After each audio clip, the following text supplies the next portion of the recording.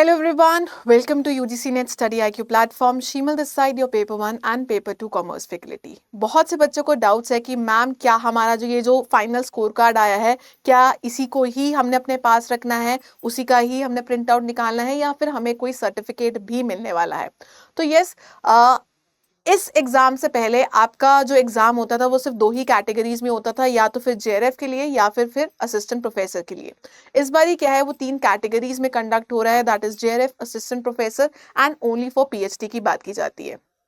तो जब भी आपका जो रिजल्ट अनाउंस होता है, तो अगर मैं बोलूं कि नॉर्मल आपके अगर साल में सिर्फ 2 ही सेशंस रहते हैं, तो इन 2 सेशंस में क्या है 6 मंथ का गैप रहता है बेसिकली, ठीक है, जून और दिसंबर में होता है. तो वहां पे आपके पास काफी टाइम होता है. तो जैसे कि अगर मैं बात करूं एनालिसिस के बेसिस पे, अगर मैं दिसंबर एग्जाम की बात करूं, दिसंबर में एग्जाम कंडक्ट हुआ था, उसका जो रिजल्ट है वो 18 जनवरी के आसपास आया था, 18 जनवरी को आया था. और उसके जो रिजल्ट है वो उसके 1 महीने के अंदर क्या है आपको देखने को मिल गए थे, दैट इज योर सर्टिफिकेट्स क्या है देखने को मिल गए थे. तो जनवरी में रिजल्ट आने के बाद 26 फरवरी को क्या है आपका देख सकते हो एक नोटिफिकेशन आया था कि issuance of E certificate and JRF award letter. जो भी आपका जेआरएफ अवार्ड लेटर है या फिर जो नेट सर्टिफिकेट है, आपने इसको क्या है डाउनलोड करना है एनटीए की वेबसाइट में जाके. जो मिलता कब है आपको technically with in the 1 month. ये कब होता है जब आपका क्या है साल में सिर्फ 2 ही बार क्या है एग्जाम देखने को मिलता है. अब क्योंकि आपको पता है कि आपका जो ये पूरा साइकिल है थोड़ा ऑलरेडी डिले चल रहा है. जून वाला एग्जाम जो आपका है सितंबर में कंडक्ट हुआ था, इसका जो रिजल्ट है वो अक्टूबर में आया है, और आपका जो नेक्स्ट साइकिल है वो भी दिसंबर में आने वाला है. तो यहाँ पे हम एक्सपेक्ट कर सकते हैं कि आपको जो पूरा 1 मंथ का बफर होता है, कि अगर 17 अक्टूबर को आपका रिजल्ट आया है तो टेक्निकली ये 12-13 नवंबर के आसपास क्या है दिखना चाहिए था.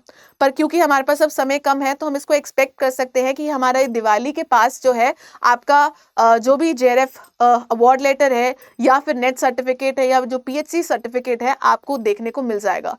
तो यहाँ पे जो टाइम बफर है 20 से 25 दिन का, वो मैं मान सकती हूँ कि वो 10 से 12 दिन के बीच में क्या है कवर हो जाएगा.